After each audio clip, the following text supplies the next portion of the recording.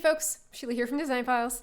If you've ever struggled to apply bedding to a bed frame and get it looking realistic for your room mock-ups, or if you're even just kind of building out simple concept boards, but you want to be able to clearly get across to your client what this bedding is going to look like on this bed frame, then keep watching. I'm going to show you some simple tips and tricks that you can use to achieve a more realistic look like this.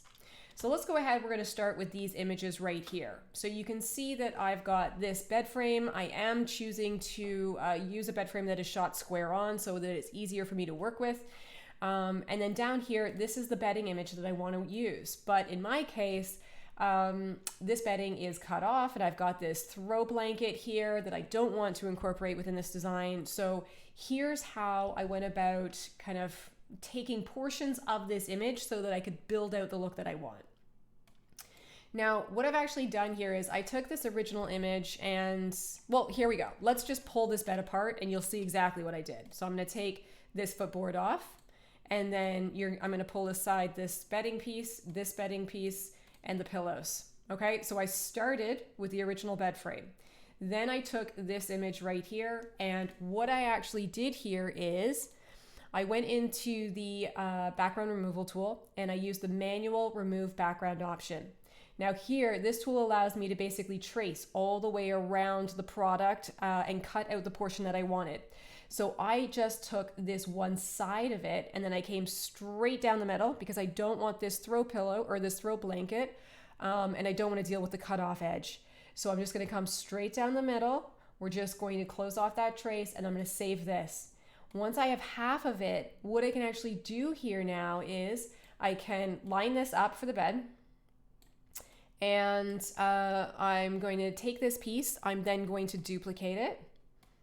And then I'm going to use the flip tool right here to flip it. And then we're just going to line this up. And then once I've lined that up, I'm just using the left, right, up, down arrows on my keyboard just to get everything aligned. And I'm going to hold down Shift and select the other piece so we can move them both together. And we'll just place it where we want. Now that I have the actual duvet portion here, the next thing that I need to do is I need to start adding in the pillows. And if you wanted to grab different images of pillows from your library or from anywhere online and then build them in, you could absolutely do that. In my case, I actually do want to use the pillows that are shown here. So again, here's what I did. I took the original image and I basically duplicated it.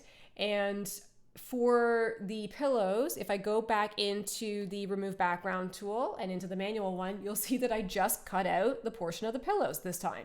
So I'm only taking the pieces that I want, and then in this case, I don't have to really follow the curve of the sheet here. We're just going to come straight down and across because it's going to be much faster, and then we can tuck this kind of cut edge behind the layer where we've already added in the duvet.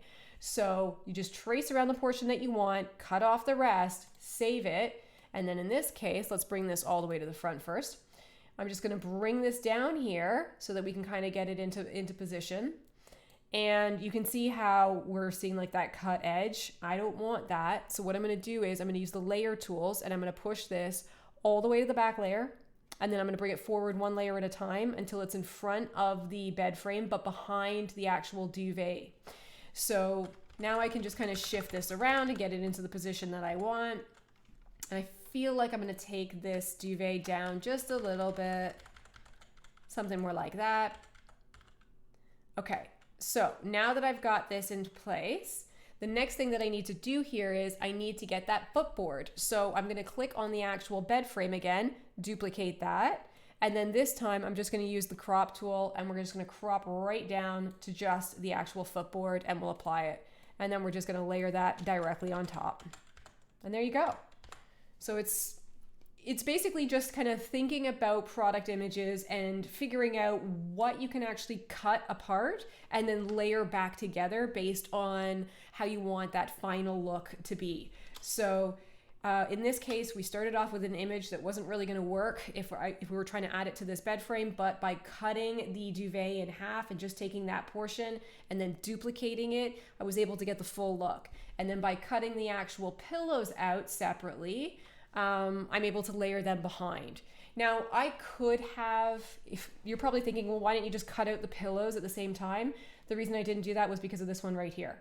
right? Because if I came halfway down here, then I've got this one that's kind of odd. So because of that, I actually decided to take the pillows separately, and it's going to give me a more realistic look for this final bed.